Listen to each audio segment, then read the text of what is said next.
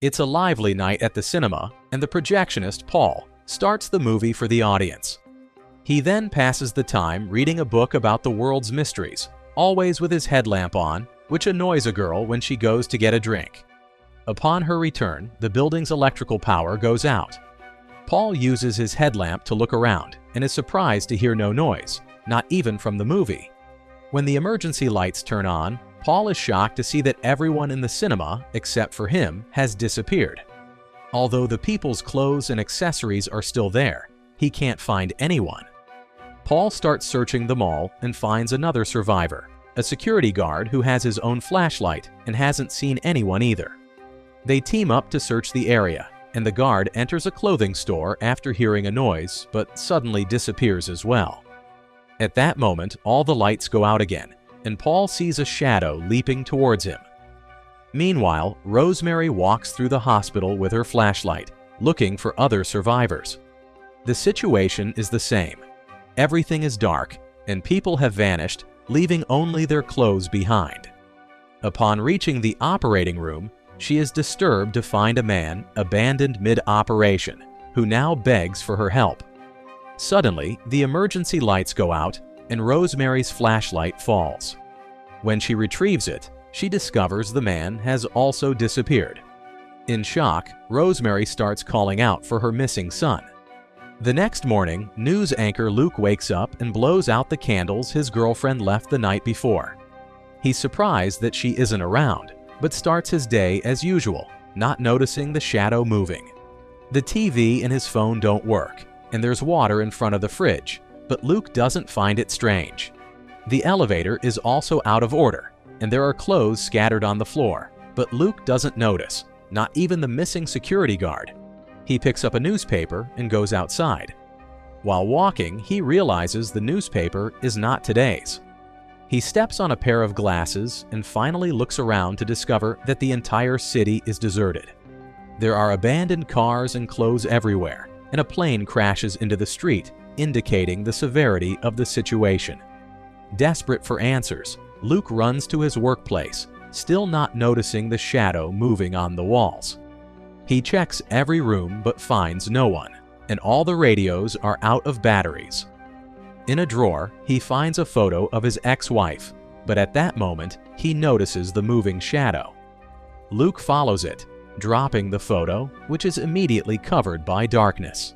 72 hours later, Luke appears running through the dark streets, his body covered in flashlights.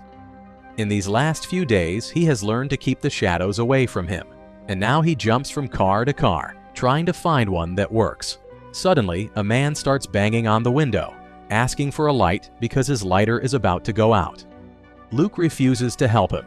The man tries to run away, but his lighter goes out and the darkness consumes him as well. Afterward, Luke gets out of the car and starts gathering any supplies he can find, unaware that a young girl named Brianna is watching him from a distance.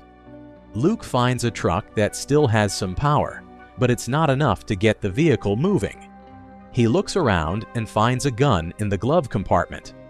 Suddenly, he hears a noise and runs towards it, discovering it comes from a pub that still has its lights on.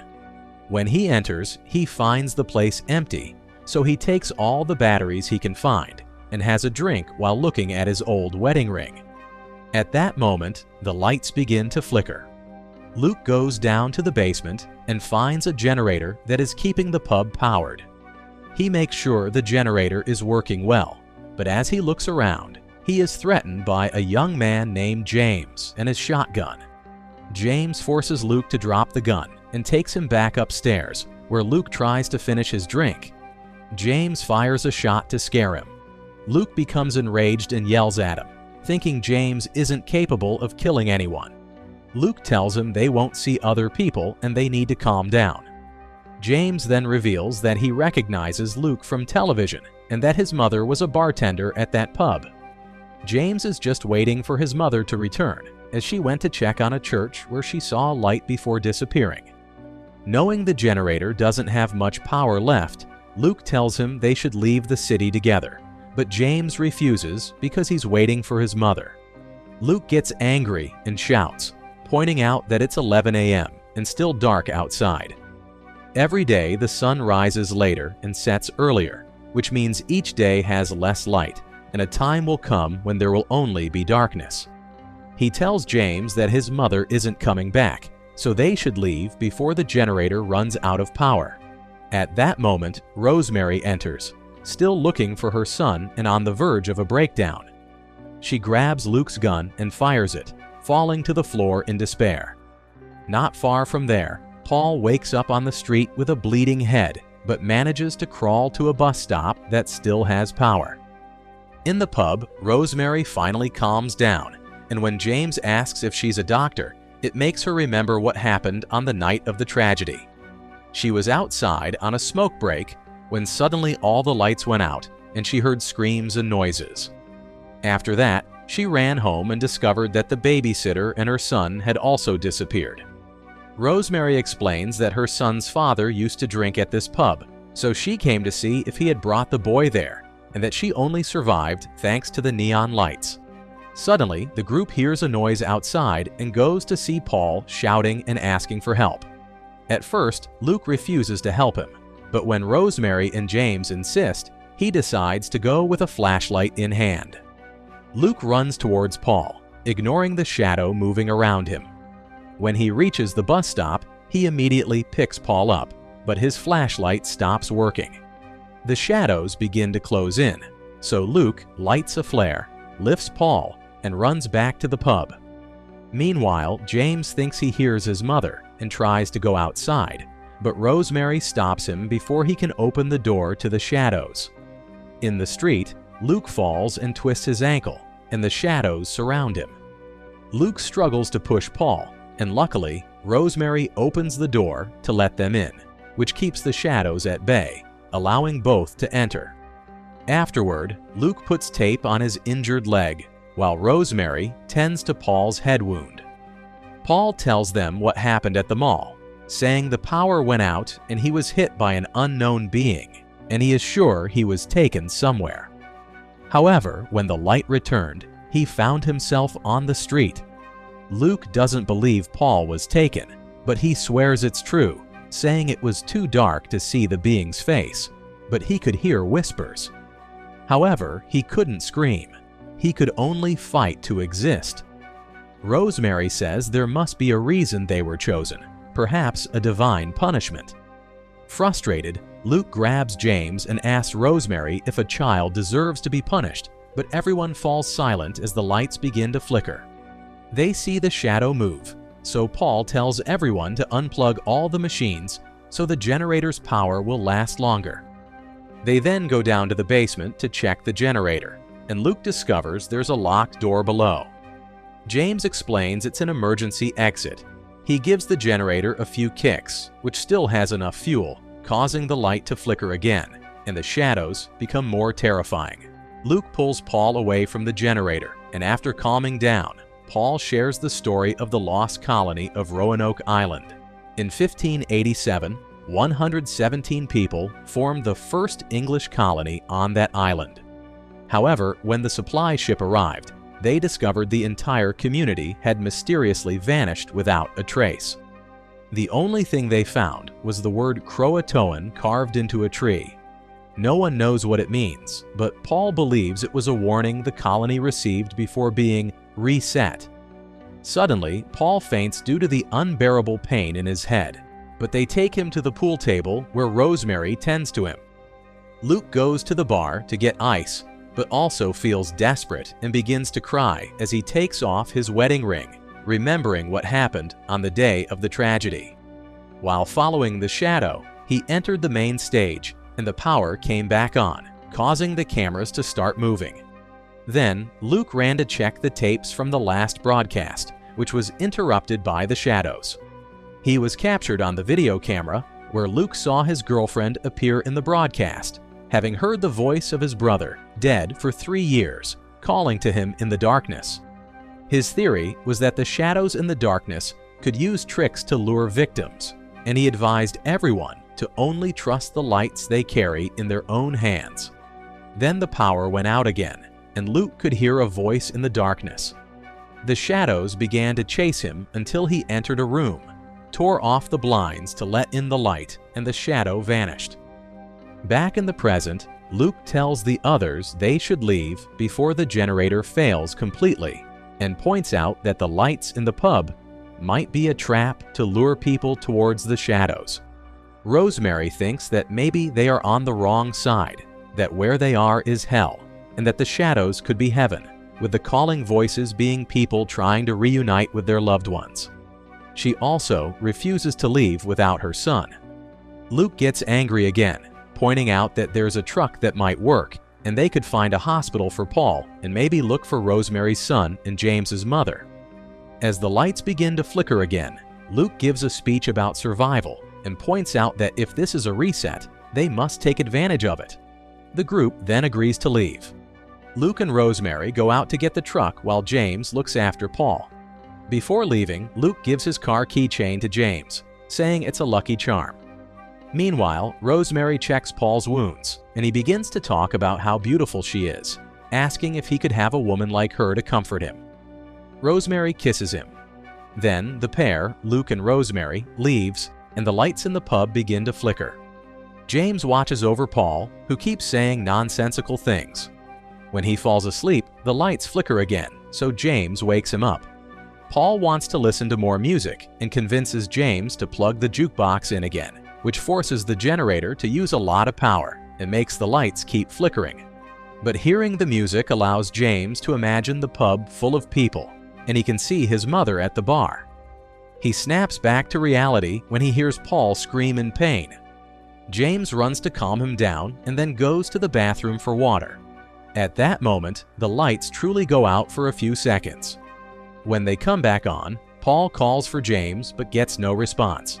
He gets off the table to look for him, only to find his things on the floor. Worried, Paul looks for James in the basement and finds the emergency door open, so he goes through it. He finds a long hallway lit by bright lights and hears James calling him. Paul starts looking for him and finally finds another door at the end of the hall, but upon opening it, he discovers a brick wall. Frustrated, he pounds on the bricks as the lights begin to go out one by one behind him.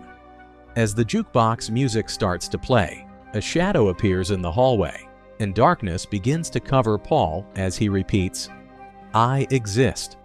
Suddenly, he disappears.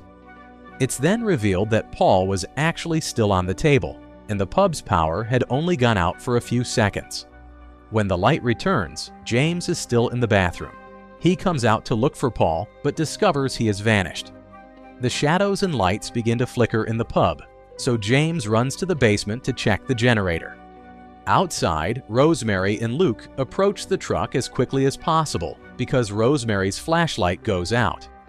They start pushing the truck towards the pub, but Luke's leg injury begins to hurt, so they need to take a break. While resting, Rosemary shares a story about her son learning to talk, and Luke confesses that his wife is in Chicago, but doesn't think she'll want to see him now. Luke's flashlight also fails, but they get light from a new source. It's Brianna who points her own flashlight at them, but also draws the attention of the darkness, which begins to close in around them. The pair tries to tell Brianna to go with them, but instead she runs away. Luke tries to go after the girl, but his injured leg makes him fall. As the shadows are about to get him, Rosemary manages to turn on the car's headlights, driving the shadows away and allowing Luke to return to her. A few seconds later, the truck's lights begin to fail, and they can see strange shadows in the fog. Luke takes parts from other cars and manages to build a torch, but they left the lighter in the pub. Suddenly, Rosemary turns off the truck's lights and starts running, dragging Luke with her until they reach the hospital. The door is locked, so Luke shoots the lock and they manage to get inside. After admitting she doesn't actually work there, Rosemary quickly finds some matches and lights the torch. Then Luke thinks they are ready to go. However, Rosemary tells him to wait, while she goes to the storage room to get alcohol to keep the torches lit. Meanwhile, Luke decides to put his wedding ring back on. Rosemary hears a baby crying and, looking out the window, believes it's her son. She follows the sound outside and discovers a baby stroller under a streetlight, She immediately runs to it and finds the stroller empty. Luke hears Rosemary from outside and runs too, but it's too late.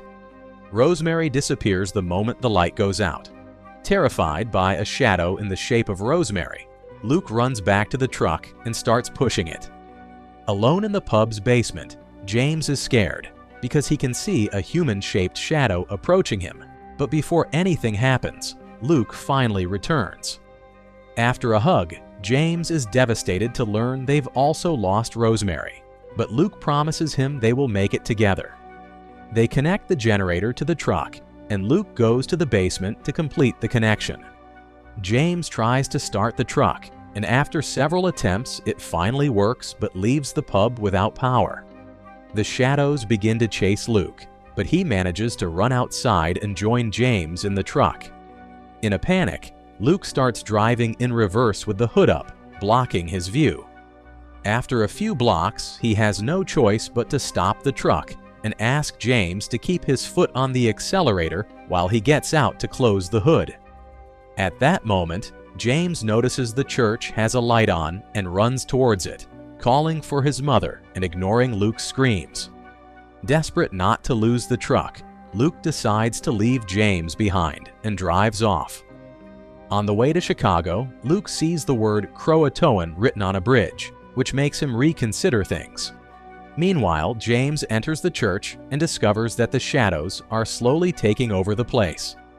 There is a circle of candles on the altar, and next to them, James sees a shadow that whispers his name in his mother's voice. At that moment, a shadow tries to attack him, but Luke bursts into the church with the truck, illuminating the entire place. Luke asks James to get in the truck, but James refuses, saying he has found his mother. However, when James checks the altar, he only finds a pile of clothes, confirming that his mother is gone.